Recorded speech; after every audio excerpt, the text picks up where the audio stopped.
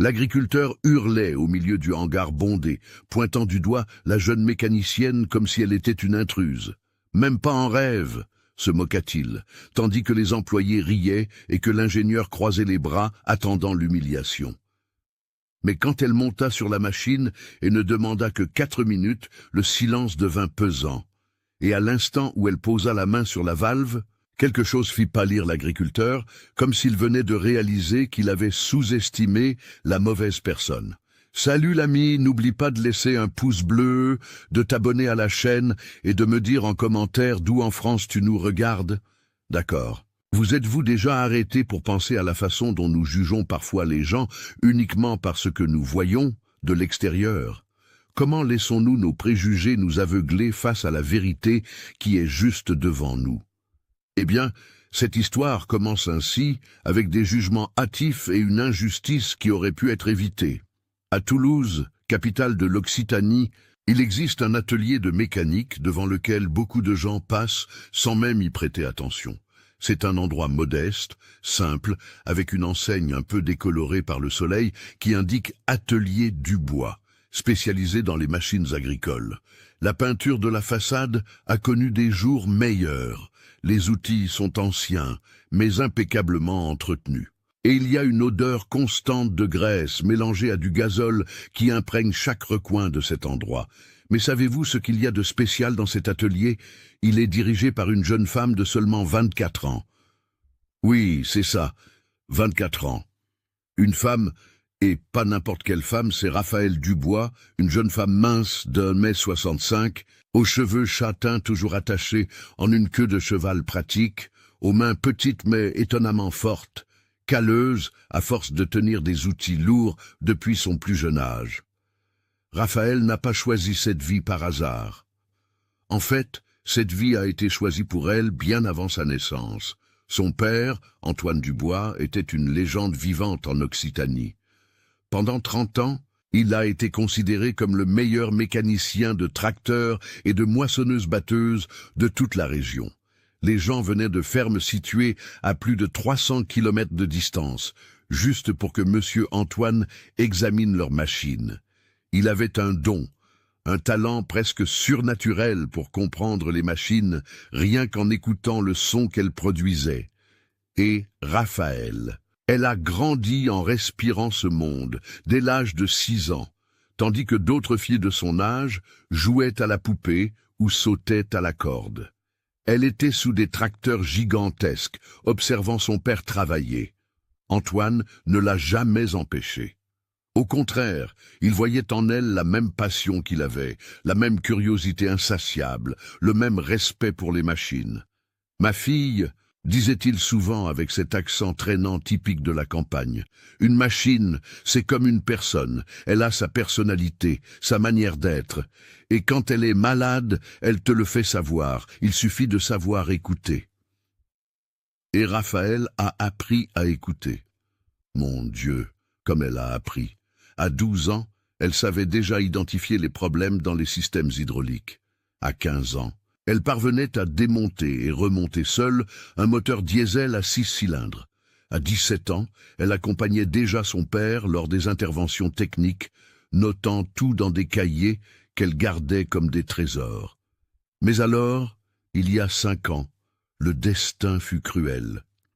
Antoine Dubois, à seulement 52 ans, fort comme un taureau, fut victime d'un infarctus foudroyant alors qu'il travaillait. Il mourut avant même l'arrivée de l'ambulance. Raphaëlle venait d'avoir 19 ans. Du jour au lendemain, elle se retrouva seule, propriétaire d'un atelier avec des factures à payer, des employés qui dépendaient d'elle et une réputation gigantesque à honorer. Beaucoup pensaient qu'elle fermerait boutique en quelques semaines. « Pauvre petite », disaient les voisins. Elle a perdu son père et va en plus perdre l'entreprise familiale. Mais savez-vous ce qui s'est passé?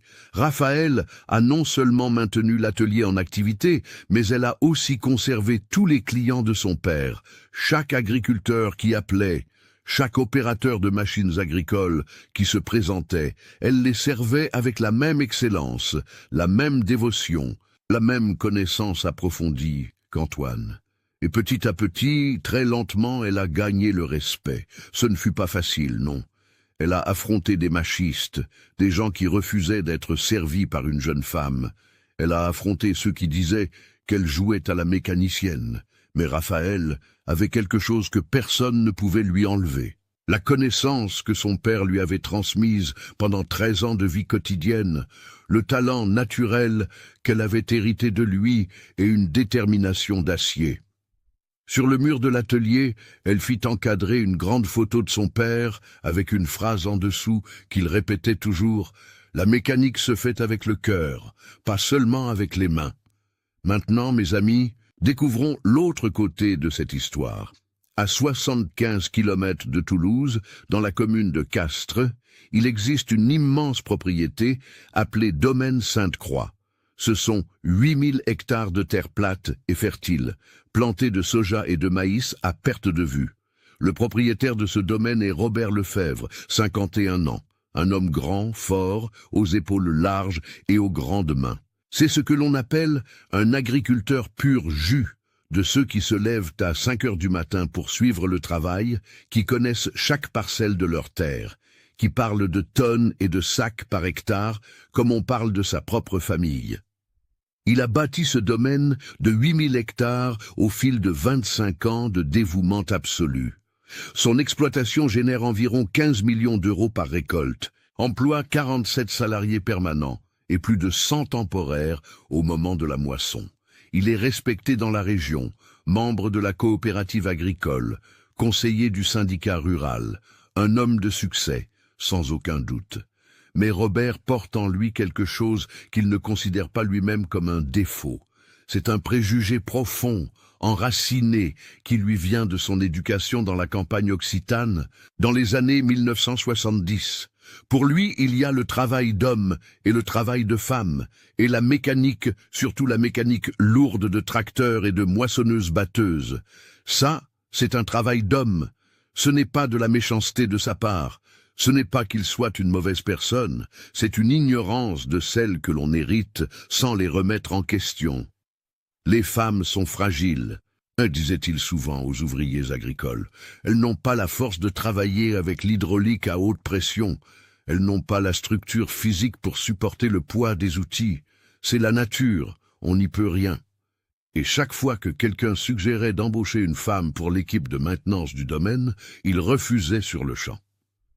Je ne veux pas de problèmes ici, moi. Les femmes travaillant à la cuisine, au bureau, ces choses-là, la mécanique, c'est une affaire d'hommes. Robert avait à sa disposition les meilleurs techniciens de la région.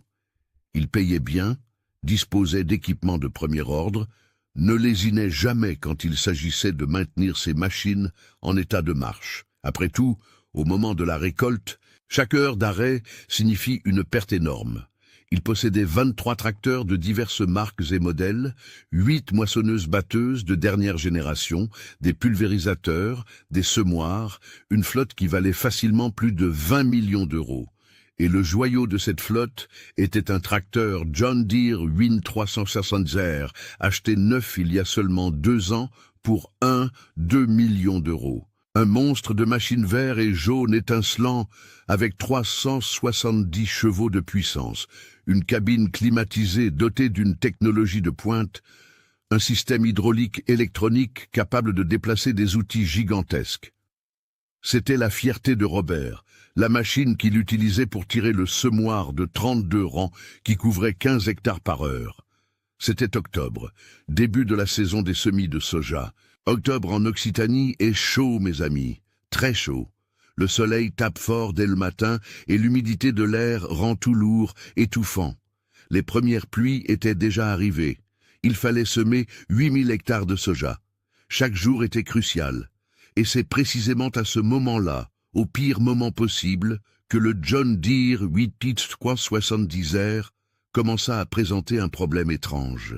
Le tracteur fonctionnait normalement pendant quelques heures et soudain, sans avertissement, le système hydraulique cessait simplement de répondre aux commandes. Le semoir ne montait pas, ne descendait pas, ne bougeait pas. L'opérateur essayait les commandes et rien. Il éteignait le tracteur, attendait quelques minutes, le rallumait et parfois cela refonctionnait, parfois non. Robert était désespéré.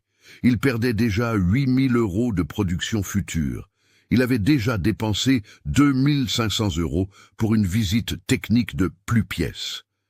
Serge arriva le lendemain avec un ordinateur portable de dernière génération, des câbles de diagnostic et beaucoup de confiance. « Monsieur Robert, laissez-moi faire. Ce système électronique a parfois des pannes à cause d'un capteur. Je vais me connecter au système et je résous ça tout de suite. » Il passa la journée entière à tester, à lire les codes d'erreur sur l'ordinateur, à changer des capteurs, à vérifier les connexions électriques. Il dépensa 2200 € en pièces. Il testa le tracteur et pendant quelques heures, il sembla fonctionner. « Voilà, monsieur Robert, problème résolu. » C'était un capteur de pression hydraulique défectueux. Le lendemain, le tracteur présenta exactement le même problème. Robert appela Serge furieux. « Vous aviez dit que c'était résolu. » Serge revint intrigué, fit de nouveaux tests et ne parvint à rien identifier. « Monsieur Robert, c'est très étrange. Les codes d'erreur ne montrent rien de cohérent.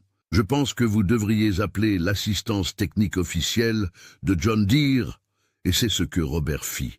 Il appela le concessionnaire John Deere à Paris et exigea qu'ils envoient les meilleurs techniciens.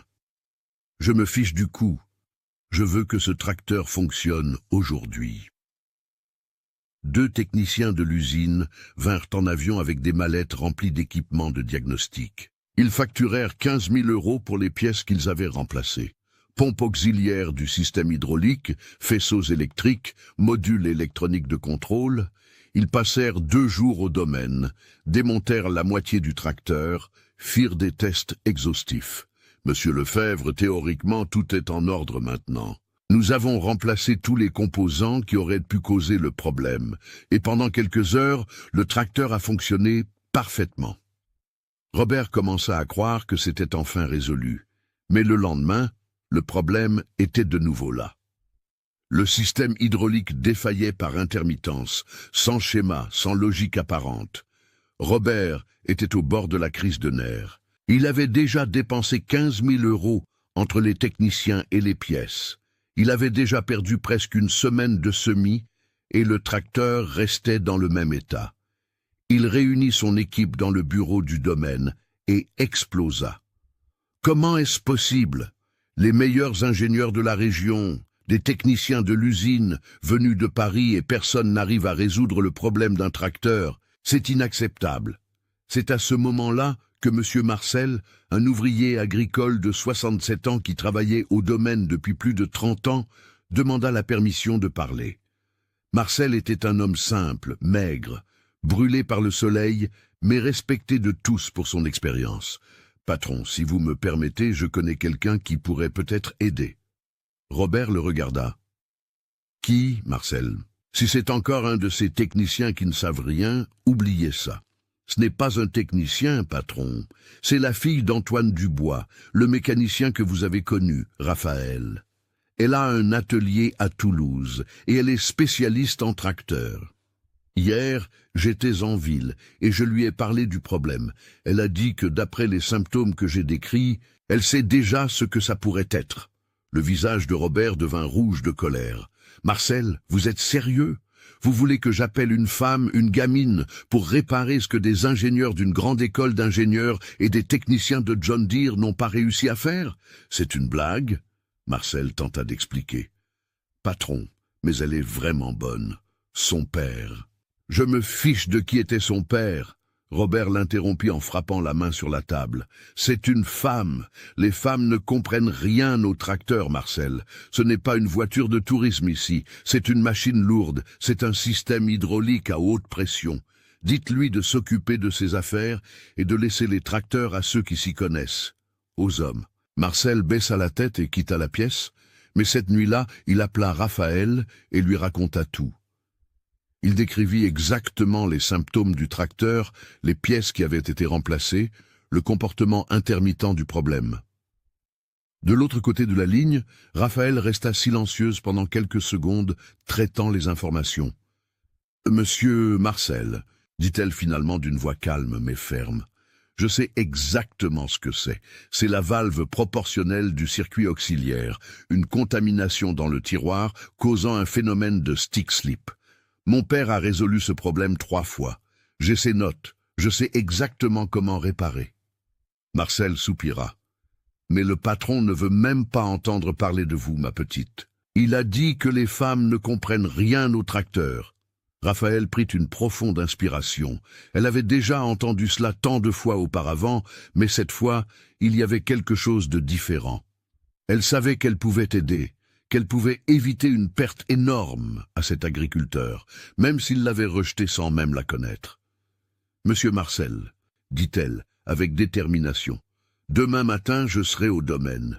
Je vais résoudre ce problème, ne serait-ce que pour prouver que cet homme a tort. » C'était une matinée d'octobre étouffante lorsque Raphaël se réveilla à 5 heures ce jour-là. Elle avait à peine dormi, pensant au défi qui l'attendait. Il ne s'agissait pas seulement de réparer un tracteur, non. Il s'agissait de prouver quelque chose de bien plus grand. Il s'agissait de montrer que le préjugé de cet agriculteur lui coûtait cher, et que le talent n'a absolument rien à voir avec le genre. Elle prit rapidement son café, enfila sa combinaison de travail bleue, la même qu'elle portait tous les jours, tachée de graisse, avec le nom Dubois brodé sur la poitrine. Elle attacha ses cheveux en une queue de cheval bien serrée, chaussa ses bottes de travail et prit la boîte à outils de son père. Cette boîte était lourde, mes amis. Plus de 40 kilos d'outils de précision, de clés dynamométriques calibrées, d'instruments qu'Antoine avait collectionnés au cours de 30 ans de profession. Elle mit tout dans la benne de son vieux Renault Master de 1998, qui affichait 100 000 kilomètres au compteur, mais qu'elle maintenait en parfait état de marche. Le moteur diesel démarra avec ce rugissement caractéristique et Raphaël partit en direction du domaine Sainte-Croix. La route était belle à 7 heures du matin. Le soleil se levait encore, peignant le ciel d'orange et de rose, et les champs de soja s'étendaient à l'infini des 2 côtés de la route. Mais Raphaël remarquait à peine le paysage. Sa tête était concentrée sur le problème qu'elle savait qu'elle allait rencontrer. Valve proportionnelle RE 33612, murmura-t-elle pour elle-même. Contamination par huile inadéquate, stick slip, 4 minutes. Je peux le faire. Quand elle franchit le portail du domaine Sainte-Croix à 7h15 du matin, la différence entre son monde et celui de cet endroit était frappante.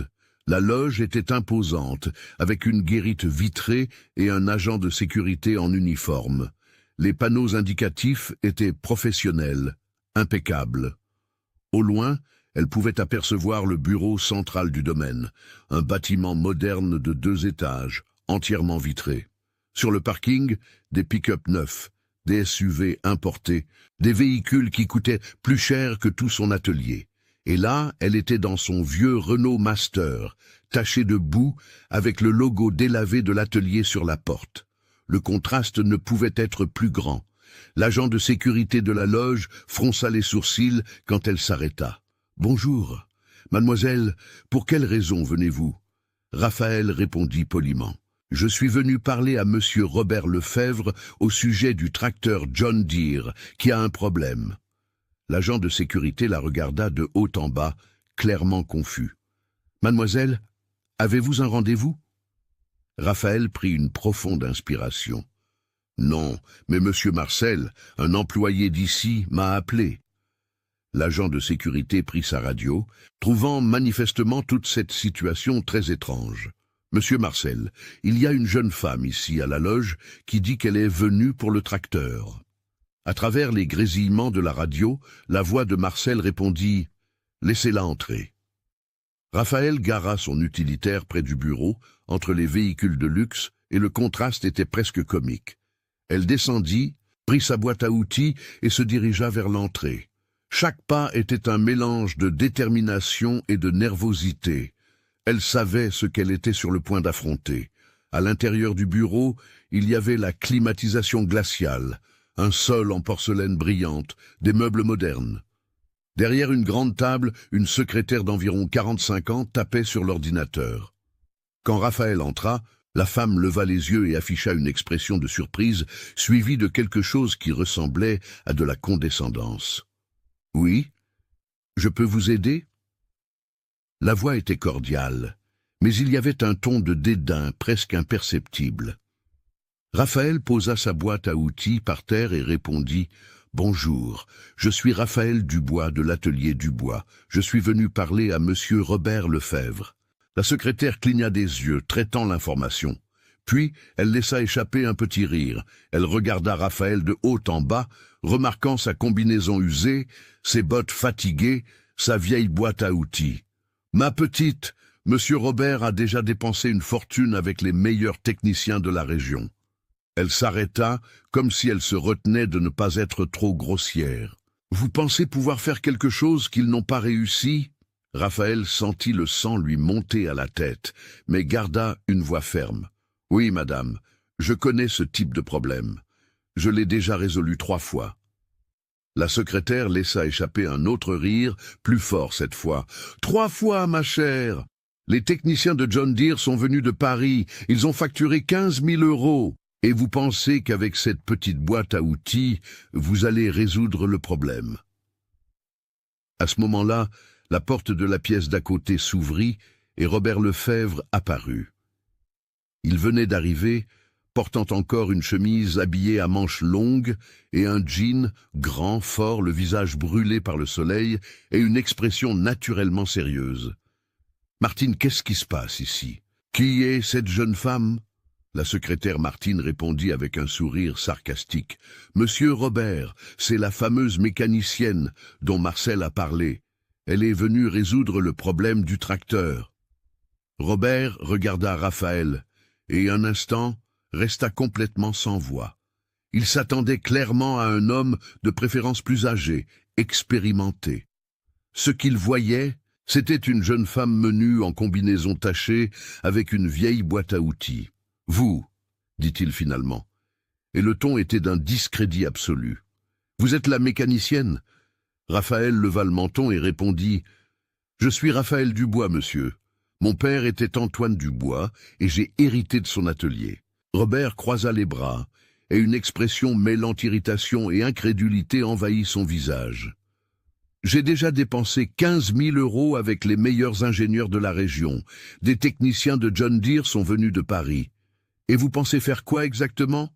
Réparer avec de la magie, avec une bénédiction ?» Les mots sortirent brusques, coupants. Raphaël sentit le coup, mais ne recula pas. « Monsieur Robert, si vous me permettez simplement d'écouter le moteur du tracteur en marche, en moins de 2 minutes, je peux identifier exactement quel est le problème. » Robert laissa échapper un rire fort, sans humour. « Écoutez le moteur ?» Il se tourna vers Martine et vers 2 administrateurs qui étaient apparus dans la pièce, attirés par la conversation. « Vous entendez ça? Les ingénieurs sont venus avec des ordinateurs de dernière génération, des équipements de diagnostic électronique qui coûtent plus cher qu'une voiture populaire et elle veut écouter le moteur. » Les administrateurs rirent avec lui et Raphaël sentit ses joues brûler. Mais c'est à ce moment-là que M. Marcel entra dans le bureau. « Patron, je sais que ça paraît étrange, mais son père avait vraiment ce don. Antoine parvenait à diagnostiquer les problèmes rien qu'en écoutant, et elle a appris avec lui depuis toute petite. » Robert se tourna vers Marcel avec impatience. « Marcel, avec tout le respect que j'ai pour Antoine, qui était vraiment bon, c'est différent ici. C'est un John Deere 8 370, un tracteur de 1 million d'euros avec un système électronique ultra complexe. Ce n'est pas un tracteur des années 80, c'est de la technologie de pointe. » Il désigna Raphaël. « Et elle a quoi? 20 ans? Comment va-t-elle en savoir plus qu'un ingénieur avec 15 ans d'expérience? »« J'ai 24 ans, monsieur, » corrigea Raphaël en essayant de garder une voix ferme. « Et je travaille avec des tracteurs depuis l'âge de 6 ans. Je connais les systèmes hydrauliques électroniques, je connais les valves proportionnelles, je connais les contrôleurs de débit. » Robert secoua la tête, perdant clairement patience. « Écoutez-moi bien, ma petite. Je respecte votre courage d'être venue jusqu'ici, mais c'est ridicule. Retournez à votre atelier et allez réparer des Twingo. des Clio. Ces choses que vous devez comprendre. Un tracteur, ce n'est pas un jeu, c'est une machine lourde, c'est un système hydraulique à haute pression. Vous savez ce que c'est, 210 bars de pression? Vous savez ce qui se passe si un flexible hydraulique éclate, ça peut tuer une personne. Il continua, et maintenant sa voix avait un ton presque paternel, condescendant. De plus, vous êtes une femme. Je ne suis pas sexiste, c'est un fait. Une femme n'a pas la structure physique pour travailler avec de l'hydraulique lourde. C'est de l'anatomie, de la biologie. Ce n'est pas une insulte, c'est la réalité. Raphaël sentit ses yeux picoter, mais ne laissa aucune larme couler. Elle prit une profonde inspiration et dit avec un calme qu'elle-même ne savait d'où il venait. « Monsieur Robert, la mécanique ne se fait pas seulement avec la force. Elle se fait avec la connaissance, avec la technique, avec le dévouement. Mon père mesurait 1,70 m et pesait 65 kg tout mouillé, et il était le meilleur mécanicien de tracteur de cette région, parce qu'il savait utiliser sa tête, pas seulement ses muscles. » C'est à ce moment-là qu'une autre personne entra dans la conversation. C'était Serge Moreau, l'ingénieur qui avait tenté de réparer le tracteur. Il était au domaine, essayant une fois de plus de résoudre le problème, et avait entendu la discussion.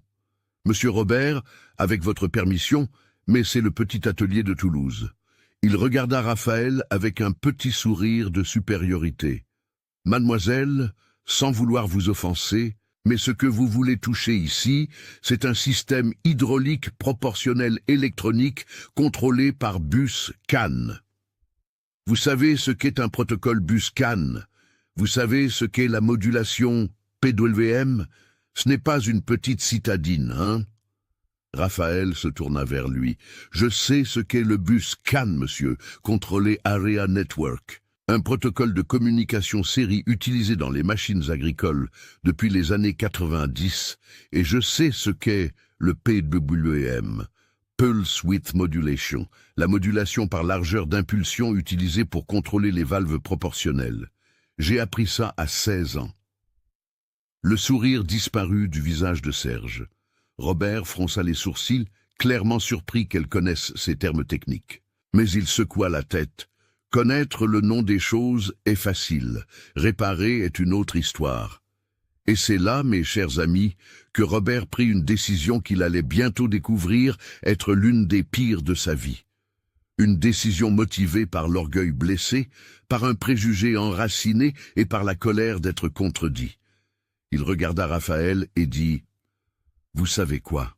Raphaël sentit une lueur d'espoir, mais Robert continua et ce qu'il dit ensuite détruisit tout espoir. « Mais il y a une condition. Quand vous échouerez, et vous échouerez, je veux que vous admettiez ici, devant tout le monde, que vous aviez tort, qu'une femme n'a pas la capacité pour ce type de travail et que vous ne reveniez plus jamais ici pour offrir vos services. » D'accord. Le silence fut pesant. Martine, la secrétaire, regardait Raphaël avec une expression de pitié mêlée de curiosité morbide. Marcel était mal à l'aise, clairement désolé d'avoir suggéré qu'elle vienne. Serge avait les bras croisés, attendant le spectacle. Raphaël déglutit. Chaque fibre de son être lui criait de tourner les talons, de monter dans son utilitaire et de quitter cet endroit. Mais alors elle pensa à son père. Elle pensa à Antoine Dubois, disant « Ma fille, quand les gens douteront de toi, laisse ton travail parler pour toi. » Robert eut un sourire cruel. « Réparer, ma chère?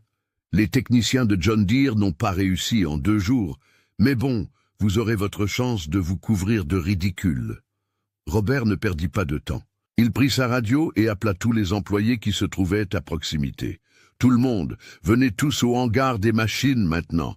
Tous, je veux tout le monde ici dans 5 minutes. » Il regarda Raphaël avec ce sourire de celui qui connaît déjà la fin de l'histoire. « Puisque vous insistez tant pour vous humilier, faisons ça comme il faut, avec un public. » La marche jusqu'au hangar des machines fut l'une des plus longues de la vie de Raphaël. Chaque pas semblait peser 1 tonne.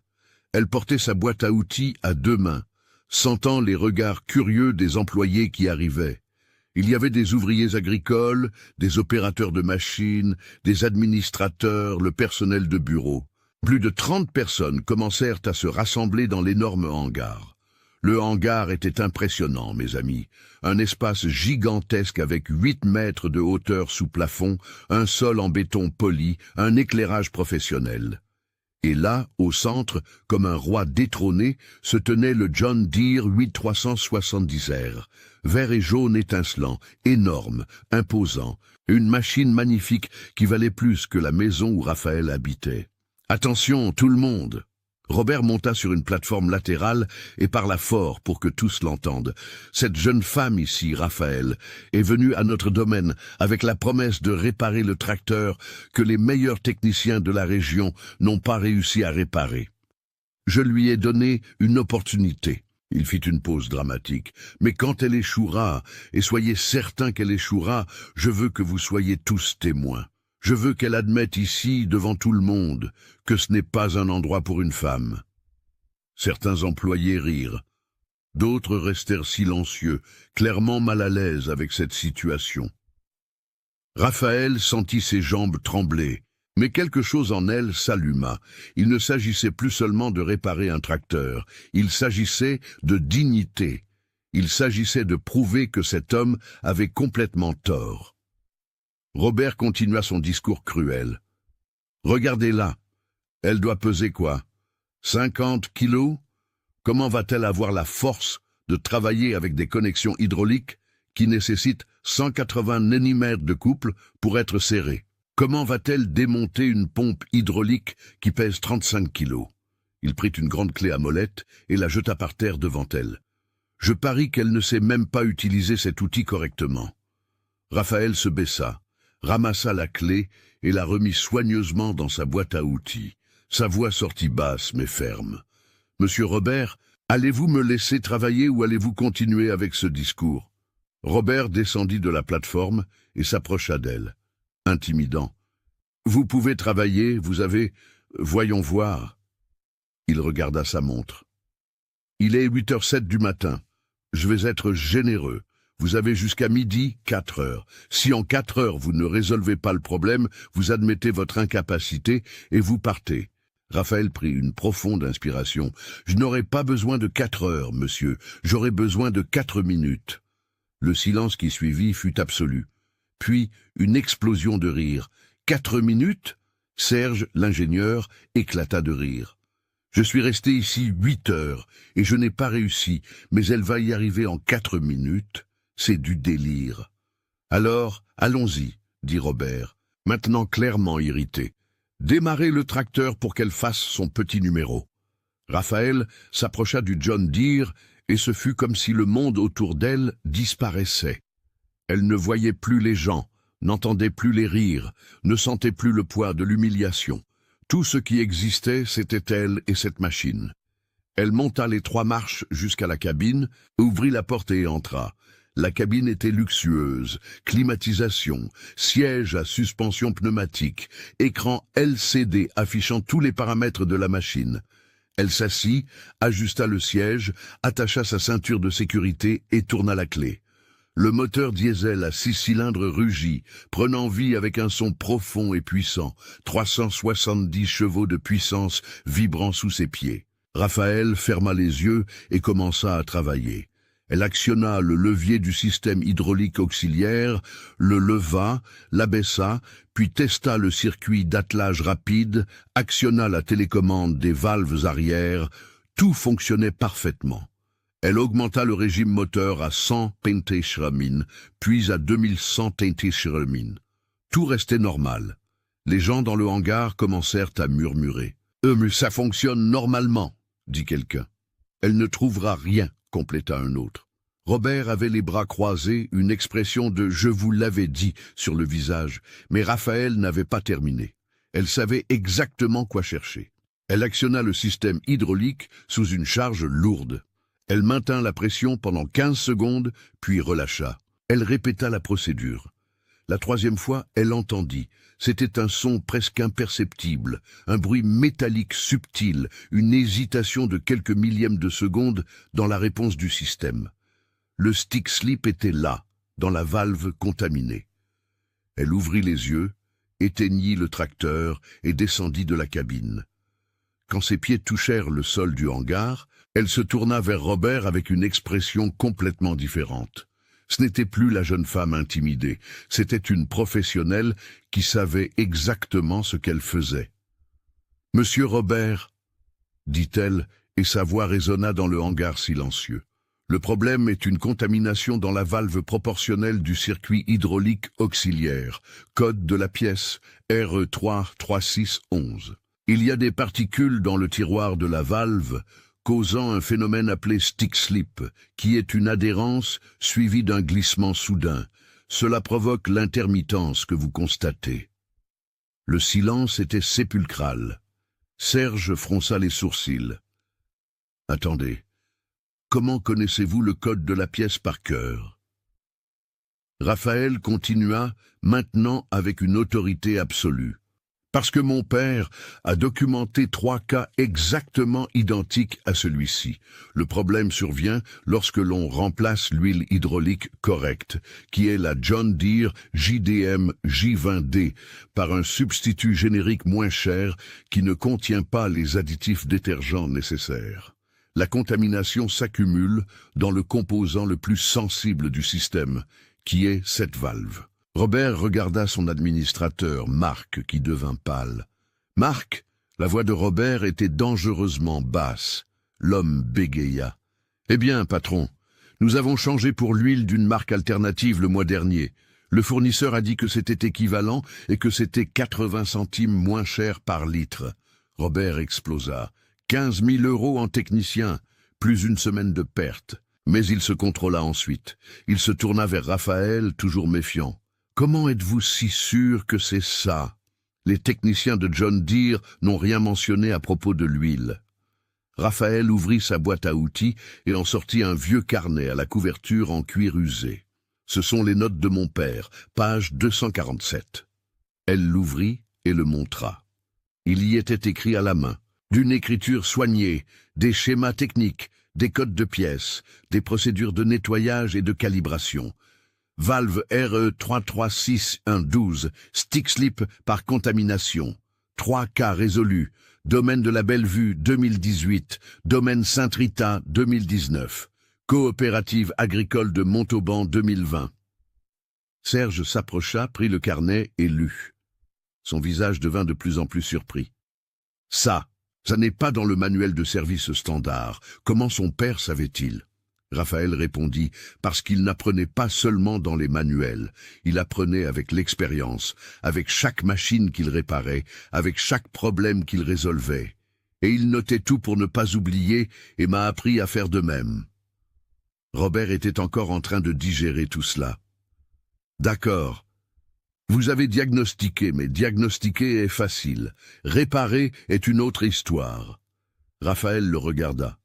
Monsieur Robert, je peux nettoyer et recalibrer cette valve en moins de 4 minutes. Vous voulez voir? Je veux, répondit-il. Et maintenant, il y avait quelque chose de différent dans sa voix, une pointe de doute, une fissure dans la certitude absolue qu'il avait auparavant. Raphaël prit sa boîte à outils et s'approcha du tracteur. Elle savait exactement où se trouvait la valve. Elle connaissait chaque vis à retirer, chaque connexion à débrancher. Ses mains se mouvaient avec une précision chirurgicale, rapide, mais prudente. Elle utilisa une clé Allen de 6 mm pour retirer le couvercle du bloc de valve. Ensuite, avec une clé Torx T40, elle retira les 4 vis qui maintenaient la valve problématique.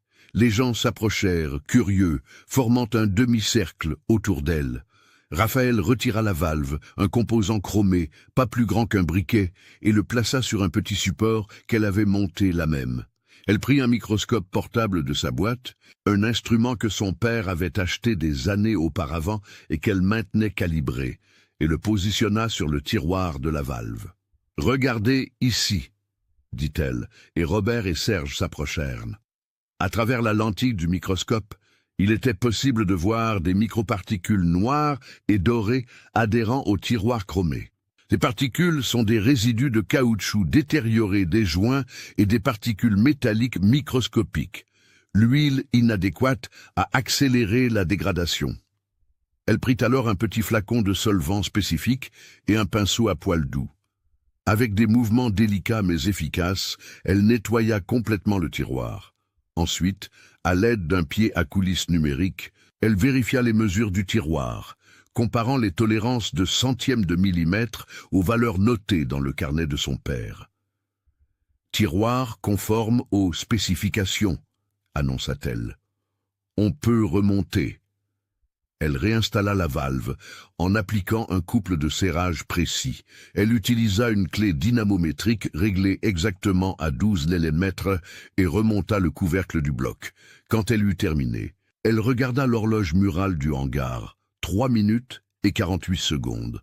Le silence était si profond qu'on pouvait entendre le vent frapper les murs du hangar. Robert monta dans la cabine du tracteur sans dire un mot.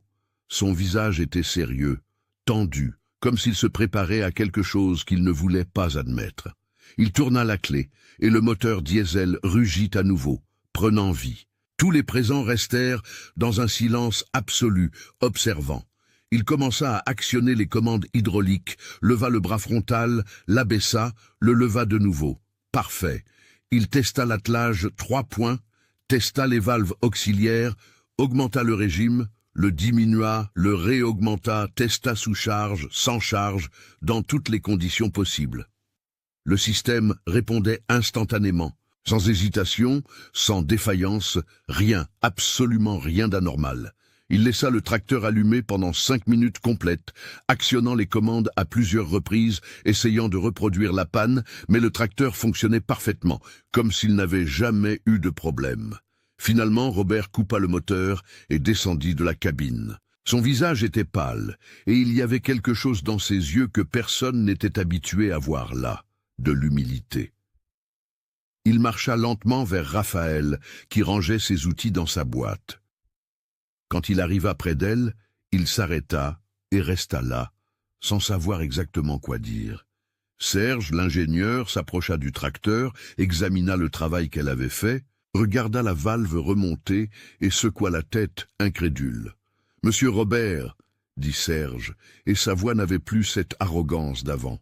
« Elle a vraiment réparé.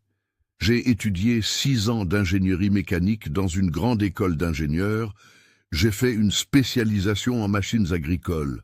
J'ai 15 ans d'expérience et je n'ai pas su faire ça. » Il regarda Raphaël. « Comment avez-vous appris ?» Raphaël ferma sa boîte à outils et répondit avec simplicité. « J'ai appris avec mon père, monsieur. Il disait que le diplôme est important, mais l'expérience et le dévouement sont irremplaçables. Il réparait des tracteurs quand beaucoup d'ingénieurs étaient encore au lycée. » Il n'y avait pas d'arrogance dans sa voix, juste un fait énoncé avec tranquillité. Serge baissa la tête, visiblement honteux. « Je m'excuse pour ce que j'ai dit à propos des petites citadines, à propos de votre incapacité. J'avais tort, complètement tort. » Raphaël se contenta d'acquiescer, acceptant les excuses sans faire de bruit. Ce fut alors que Robert retrouva enfin sa voix. Il s'approcha davantage de Raphaël et pour la première fois, depuis qu'elle était arrivée, il la regardait non pas comme une jeune femme intruse, mais comme une professionnelle. « Raphaël, » commença-t-il, et il y avait quelque chose de différent dans son ton, quelque chose qu'elle ne s'attendait pas à entendre. De la vulnérabilité. Comment une personne de 24 ans sait faire ce que des ingénieurs diplômés ne savent pas? Raphaël le regarda dans les yeux. « Monsieur Robert, j'ai 24 ans, mais j'ai 18 ans d'expérience avec les tracteurs. J'ai commencé à 6 ans en observant mon père travailler. À 10 ans, je savais déjà identifier chaque composant d'un système hydraulique.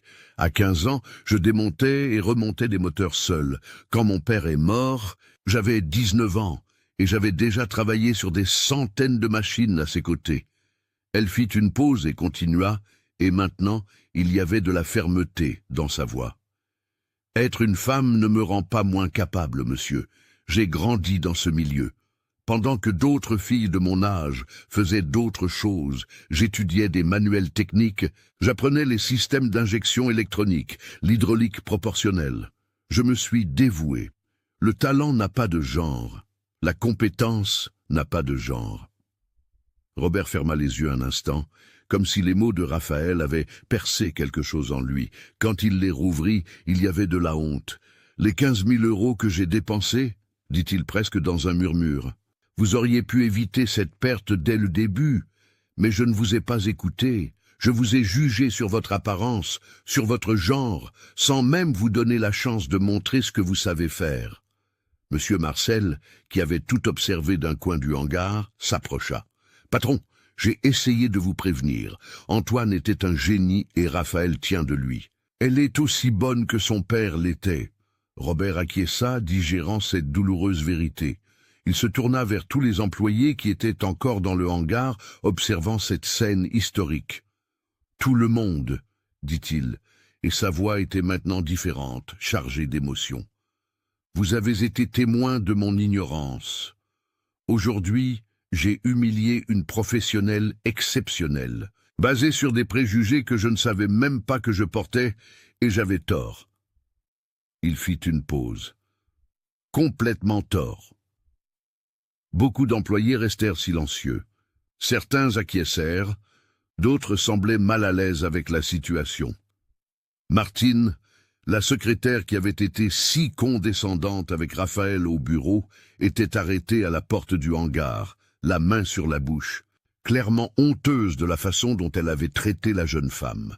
Robert se tourna de nouveau vers Raphaël. « Combien facturez-vous pour le service ?» Raphaël réfléchit un instant. « C'est 800 €, monsieur. Visite technique et réparation. » Robert secoua immédiatement la tête. « Non, 800 €, c'est beaucoup trop peu pour ce que vous avez fait. Vous m'avez fait économiser 15 000 € en techniciens inutiles, et vous m'avez évité de perdre d'autres jours de semis. Vous m'avez sauvé d'une perte gigantesque. » Il sortit son téléphone de sa poche et fit un virement bancaire sur le champ. 30 000 € pour le service. Ce n'est pas une faveur, ce n'est pas de la charité, c'est le juste prix pour la valeur que vous avez générée. Raphaël tenta de protester, mais il leva la main. Ne discutez pas, vous méritez chaque centime. Raphaël prit son téléphone et vit la notification du virement. 30 000 €. C'était plus d'argent qu'elle ne gagnait habituellement en un mois entier à l'atelier. Elle sentit ses yeux picoter, mais pas de tristesse. C'était un mélange de soulagement, de validation, de justice rendue. « Mais il y a autre chose, » continua Robert. « Je dois vous demander pardon. Pardon de vous avoir humilié, de vous avoir jugé, de vous avoir traité comme inférieur, alors que vous êtes une professionnelle extraordinaire. Mon préjugé m'a aveuglé et m'a presque coûté la récolte. J'avais tort, et je suis vraiment, vraiment désolé. » Raphaël regarda cet homme grand, puissant, l'un des plus grands agriculteurs de la région, lui demandant pardon. Une jeune mécanicienne d'un atelier modeste. Elle vit que la demande était sincère, que la transformation en lui était réelle. « J'accepte vos excuses, monsieur, » dit-elle, et sa voix était ferme, mais sans rancune. Robert respira profondément. « Et je veux vous faire une proposition. » Raphaël fronça les sourcils, curieuse. « J'ai 23 tracteurs, 8 moissonneuses-batteuses et divers outils ici au domaine. Je dépense 100 000 € par an en maintenance externalisée, qui, comme vous venez de le prouver, n'est de loin pas aussi bonne que je le pensais. » Il continua. « Je veux que vous deveniez la mécanicienne officielle du domaine Sainte-Croix. Un contrat annuel avec un atelier monté sur la propriété, toute la structure dont vous aurez besoin, des équipements neufs, des outils de qualité, tout. Et plus que cela, je veux que vous soyez ma partenaire dans un centre de maintenance agricole, une société à parts égales. J'apporte le capital pour monter la structure et vous apporter le savoir-faire technique. » Raphaël resta complètement sans voix. Elle regarda Marcel, qui souriait avec fierté. Elle regarda Serge, qui acquiesça comme pour dire « Accepte ». Elle regarda les autres employés, certains souriant, d'autres encore en train de digérer tout cela. « C'est, » dit-elle finalement. « C'est une grande proposition et j'ai besoin de temps pour tout assimiler. » Robert acquiesça respectueux. « Bien sûr, réfléchissez calmement, mais sachez que l'offre est sérieuse. Vous avez un talent qui ne peut être gâché dans un petit atelier. Vous pouvez faire bien plus, atteindre bien plus de monde, former d'autres professionnels. Nathalie a pris sa boîte à outils, a remercié et s'est dirigée vers son vieux pick-up. Quand elle a démarré le moteur et quitté la ferme de Sainte-Croix, elle a vu dans le rétroviseur Michel et plusieurs employés lui faire signe. Elle a senti quelque chose de chaud dans sa poitrine, quelque chose qu'elle n'avait pas ressenti depuis longtemps. Reconnaissance, respect, dignité. Cette nuit-là, Michel n'a pas réussi à dormir. Il a fait des recherches sur Philippe Dubois sur Internet, lisant d'anciens articles de journaux locaux sur le magicien des tracteurs, voyant des photos de lui lors d'événements agricoles. Et il a découvert que Nathalie, à 19 ans, avait repris l'atelier et conservé tous les clients de son père, avec la même excellence. Elle n'avait pas seulement hérité d'une entreprise, elle avait hérité d'un héritage. Et vous, avez-vous déjà été sous-estimé à cause de votre apparence? Racontez-nous en commentaire. 2 ans et demi plus tard, mes chers amis, l'histoire de Nathalie et Michel s'est transformée en quelque chose que personne, ce matin d'octobre, n'aurait pu imaginer. Le centre de maintenance agricole Dubois à Montélimar est devenu une référence dans toute la région Occitanie. C'est une structure impressionnante. 2000 mm2, équipée des meilleurs outils et technologies disponibles sur le marché. Pont roulant de 5 tonnes. Équipement de diagnostic électronique de dernière génération. Banc d'essai hydraulique, tout ce qu'un mécanicien pourrait rêver d'avoir. Et Nathalie, elle est l'associée égalitaire, respectée non seulement par les employés, mais par toute la région. Elle dirige une équipe de 8 mécaniciens hautement qualifiés, et parmi eux, 3 sont des femmes qu'elle a personnellement recrutées et formées. Julie, 22 ans, spécialiste en systèmes électriques, Patricia, 28 ans, experte en moteur diesel, et Camille, 20 ans, la plus jeune, qui apprend tout comme Nathalie l'a appris de son père.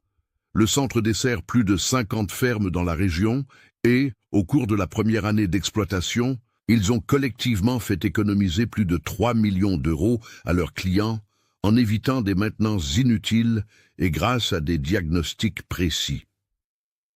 La réputation du centre a tellement grandi que des agriculteurs des départements voisins ont commencé à y apporter leurs machines. Michel s'est complètement transformé. Cet homme, qui ne croyait pas que les femmes pouvaient travailler avec des machines lourdes, est maintenant l'un des plus grands défenseurs de l'égalité des sexes dans l'agro-industrie. Il a été invité à donner des conférences dans des coopératives et associations rurales de toute la France.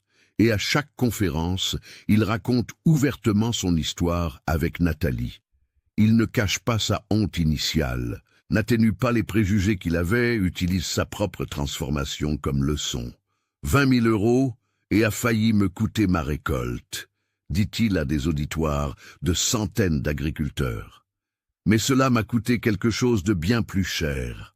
Cela m'a presque coûté l'opportunité de rencontrer l'une des professionnelles les plus talentueuses que j'ai jamais vues en 30 ans d'agro-industrie. Lorsque nous jugeons les gens sur leur apparence ou leur genre, c'est nous qui perdons. La ferme de Sainte-Croix, sous la supervision technique de Nathalie, a réduit de 60% ses pannes de machines. Le programme de maintenance préventive qu'elle a développé spécifiquement pour les conditions de l'Occitanie est devenu un cas d'étude dans la région. Michel estime que lors de la dernière récolte, rien qu'avec la réduction des arrêts imprévus et l'augmentation de l'efficacité opérationnelle, il a réalisé 2,8 millions d'euros de bénéfices supplémentaires.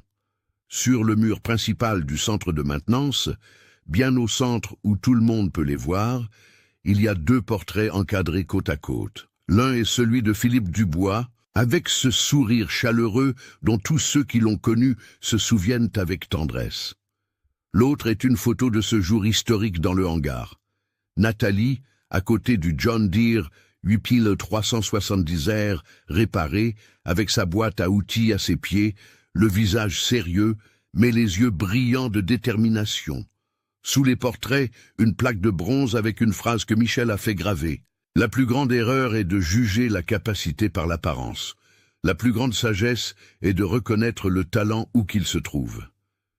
Nathalie, aujourd'hui âgée de 26 ans, n'est plus cette jeune femme intimidée qui est arrivée à la ferme de Sainte-Croix ce matin chaud d'octobre. Elle est une entrepreneuse à succès, une mentor pour les jeunes femmes qui rêvent de travailler dans la mécanique. Une preuve vivante que la compétence n'a pas de genre. Mais elle n'a pas oublié d'où elle venait. Son vieux pick-up de 1998 est toujours là, garé devant le centre, rutilant et bien entretenu, comme un souvenir de ses origines. Et Michel a appris la leçon la plus importante de sa vie, que le préjugé n'est pas seulement moralement répréhensible, mais qu'il est une stupidité financière et humaine, que le talent peut se trouver chez n'importe qui, indépendamment du genre, de l'âge ou de l'apparence, et que reconnaître ses erreurs et changer est la plus grande preuve de force qui existe. Parfois, mes chers amis, les meilleures transformations naissent de nos pires erreurs. Et cette histoire prouve qu'il n'est jamais trop tard pour apprendre, pour changer, pour grandir, car au final, ce qui importe n'est pas d'où nous venons ou à quoi nous ressemblons, mais ce que nous sommes capables de faire quand on nous donne l'opportunité de montrer notre valeur.